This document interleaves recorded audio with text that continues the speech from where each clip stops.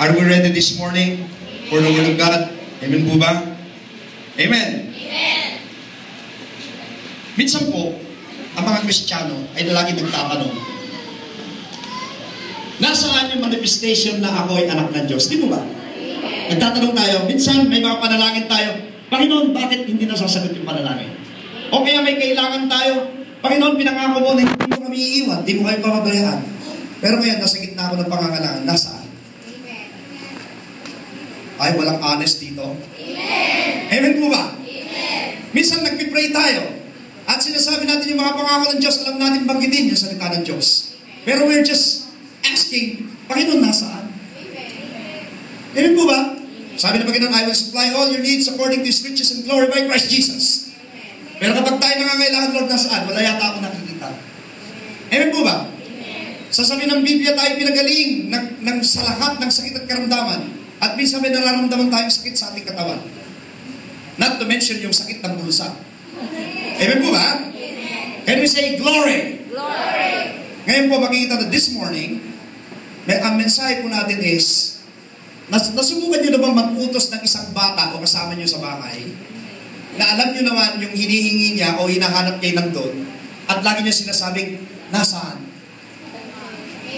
Hello? Hindi ba nakakapikon? Amen. Sasabihin mo nandun sa cabinet, binuksan niya yung cabinet, awang mo ditoy, awang ditoy.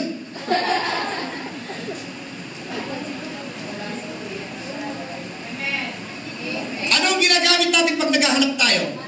Ay yung iba bibig. Hello? Nandyan lang sa cabinet, wala akong nakikita, wala. Di ba nakakapika? Tama po ba ako? Minsan po ganun tayo sa Panginoon. We always go to Him and telling Him, Lord, where is it? Lord, what I'm gonna do?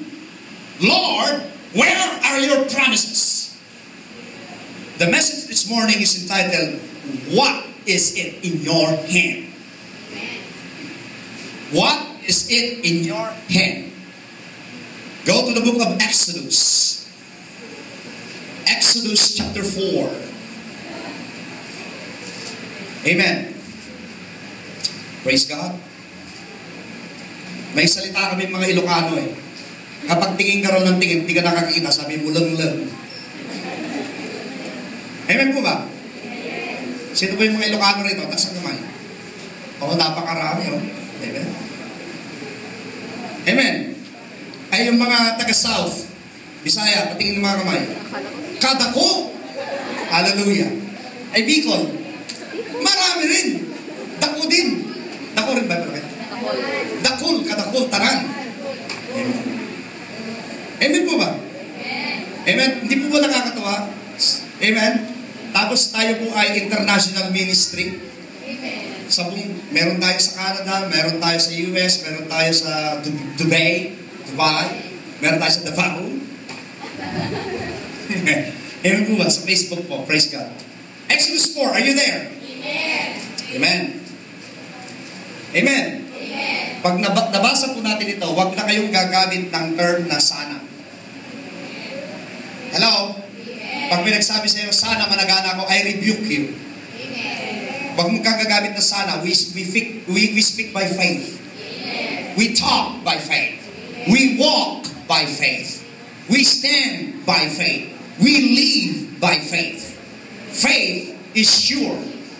Kaya wag mong sasabihin sana, ako'y pinagpala. Amen. Exodus 4, verses 1 to 4. Then Moses answered and said, but suppose they will not believe me or listen to me. The voice, suppose they say, the Lord has not appeared to you. Sino ba ang dapat makikinig sa atin? At sino yung dapat nating utusan? May kaaway tayo eh. Hindi yung katabi mo. Ang kaaway natin ay yung mga espiritu sa kapaligiran. Amen? Nagkikristyano na kayo, di ba?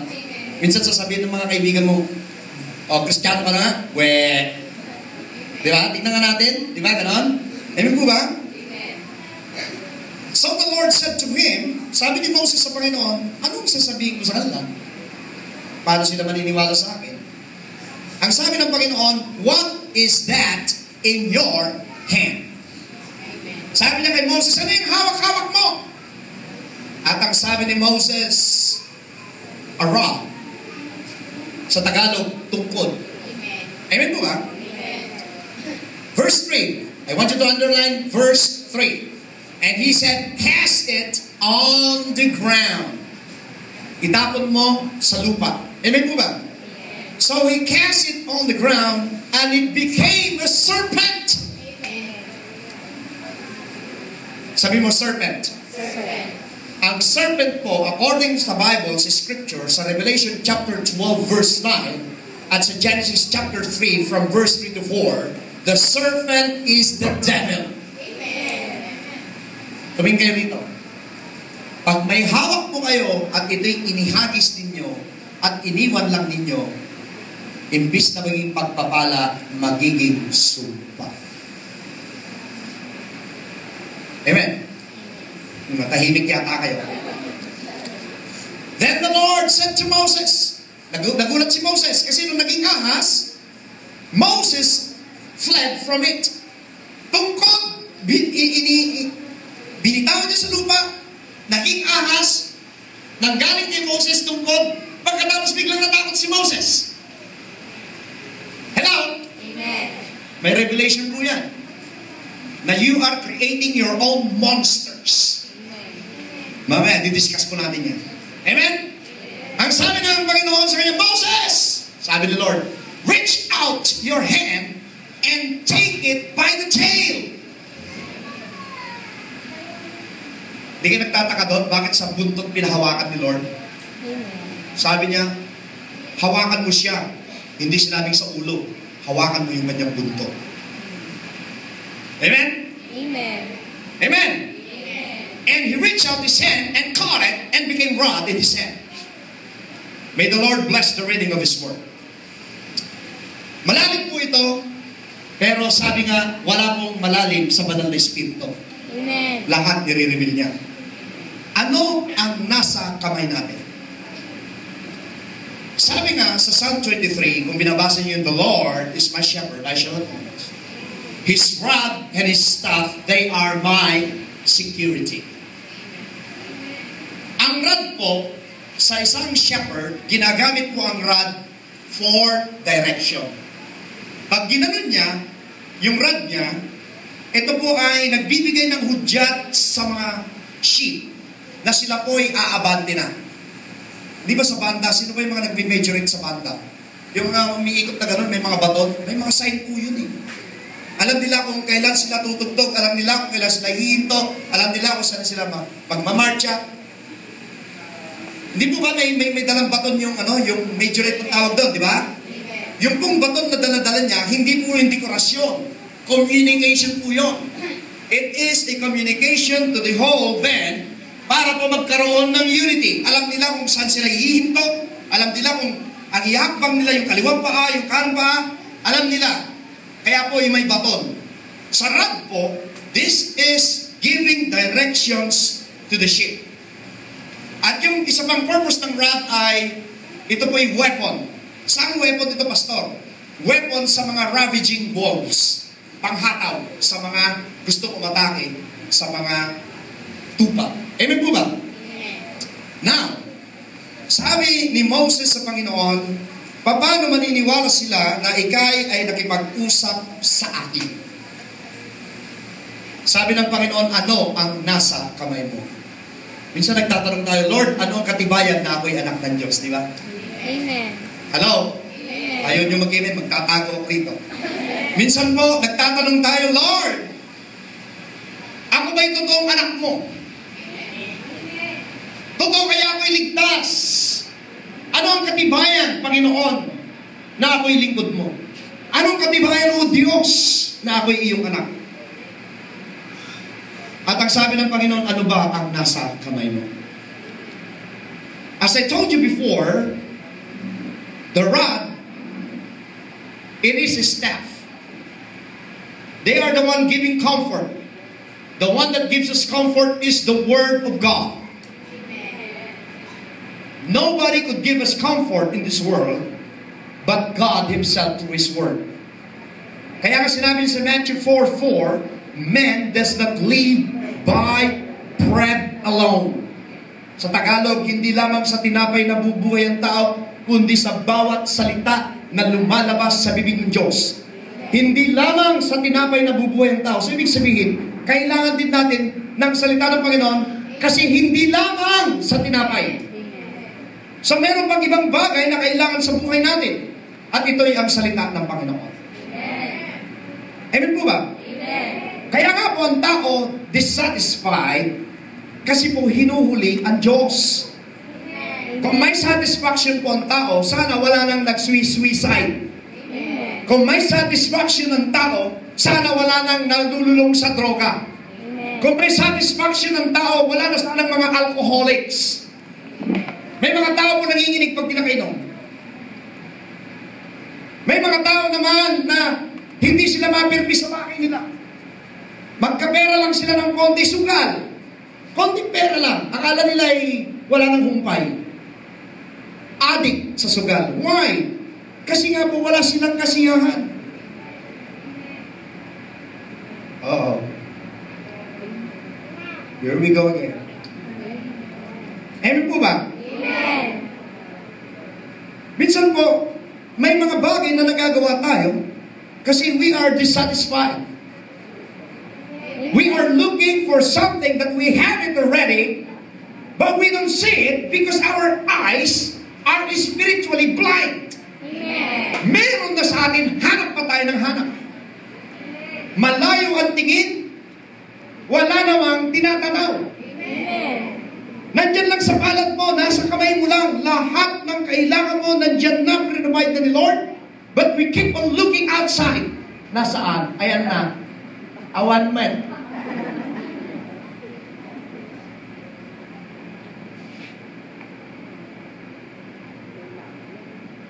Magsisimba ako para pagpalain ako ni Lord. Amen? Hindi mo ba alam in the first place, ikaw ay pinagpalala ng Panginoon? Amen. Kaya ka nagpupunta sa simbahan, sa church na ganito, to give glory to God. Amen. If you come here because you want blessing, you are in the wrong spot.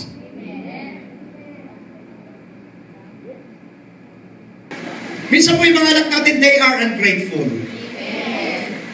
Aha. Kaya imbis na mapagpala ng magulang, hindi. Tapos pag hindi na magpala sa sawit, tignan mo yung magulang ko niya, ang kunat niya.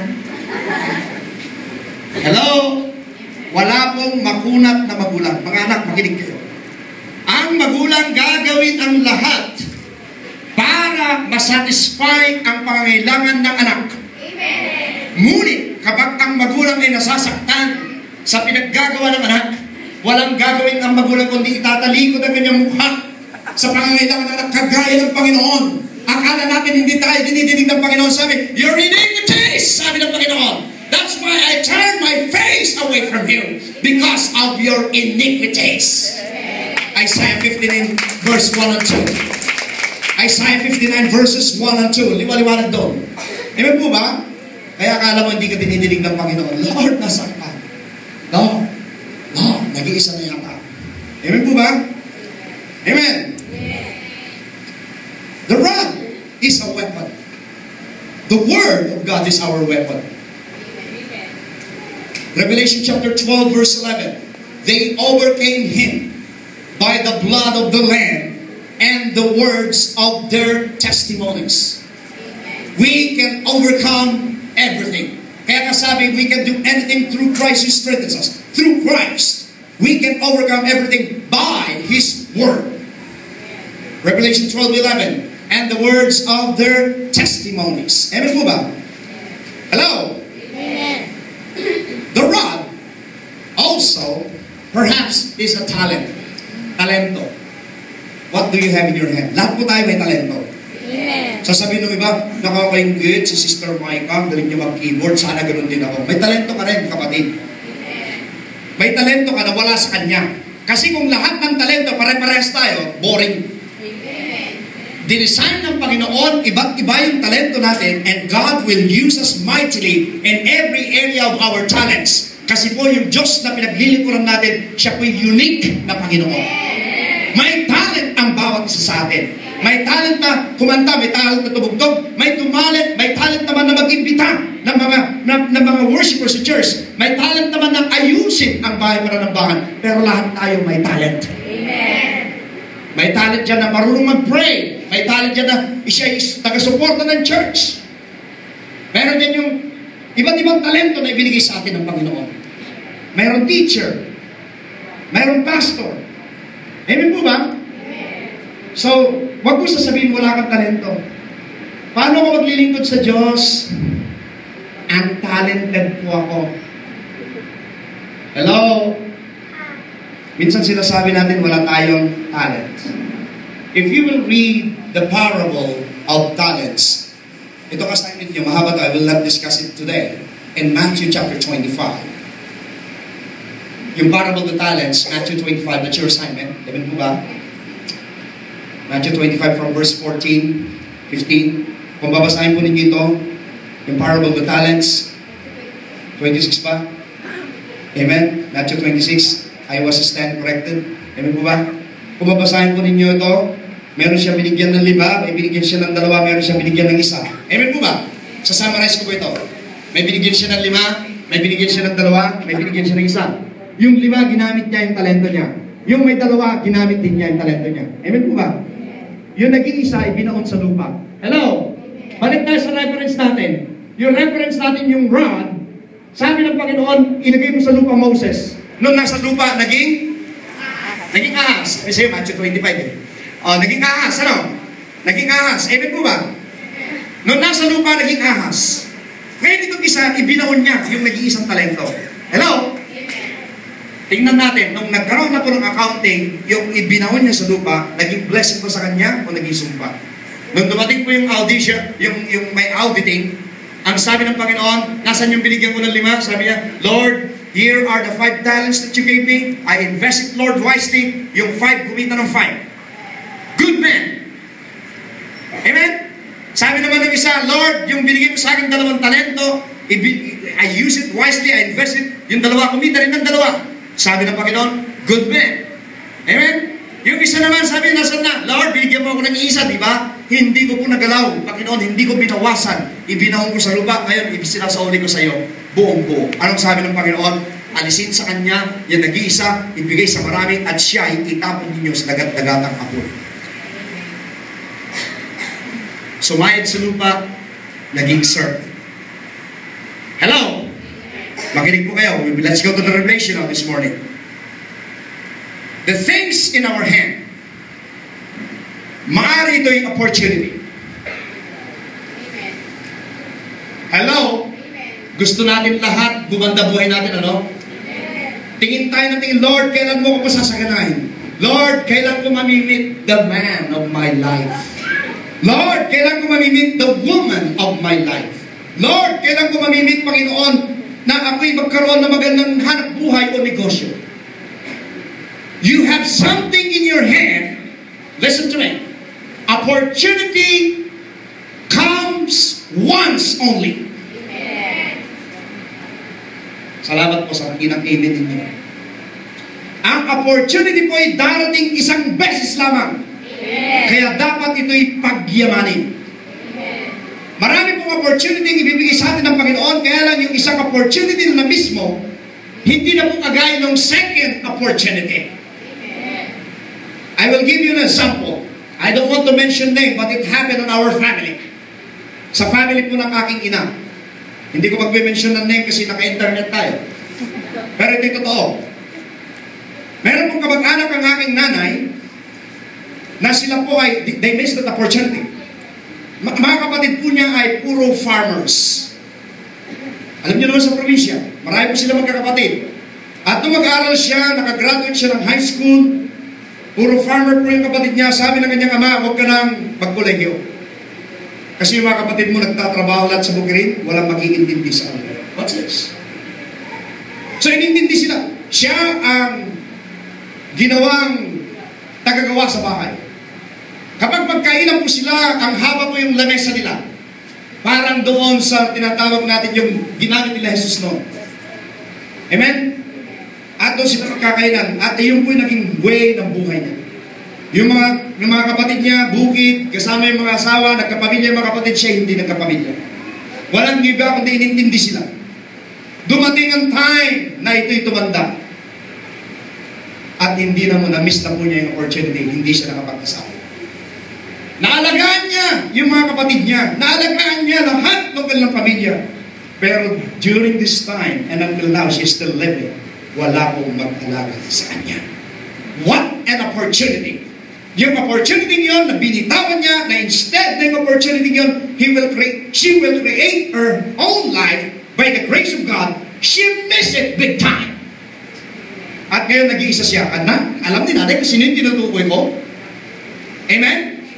And she missed it big time. Why?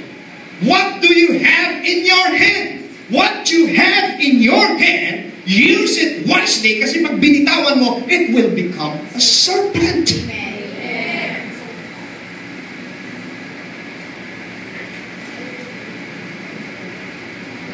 Sino po dito yung pinag-aral ng magulang? Pero, nung pinag-aaral ng magulang, ang ginawa ay naglakwatsa na naglakwatsa.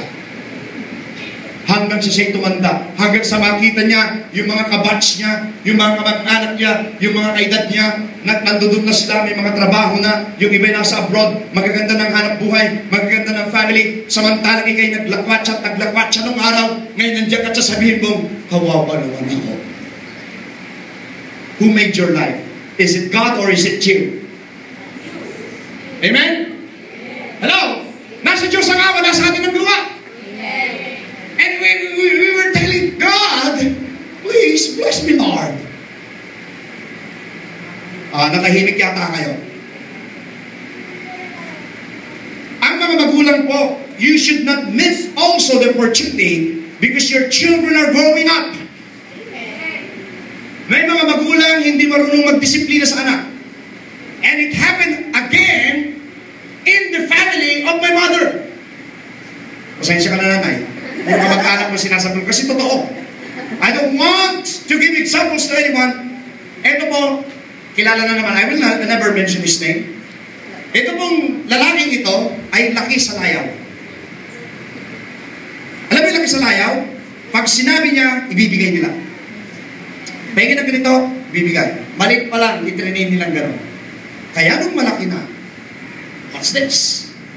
Nung malaki na, one time, humihingi siya ng pera, hindi siya binigyan, ang ginawa niya, tinanggal niya yung hagdanan ng bahay niya. At sinabi niya, walang makakababa sa inyo hanggat hindi niyo ako binibigyan ng pera. That's true!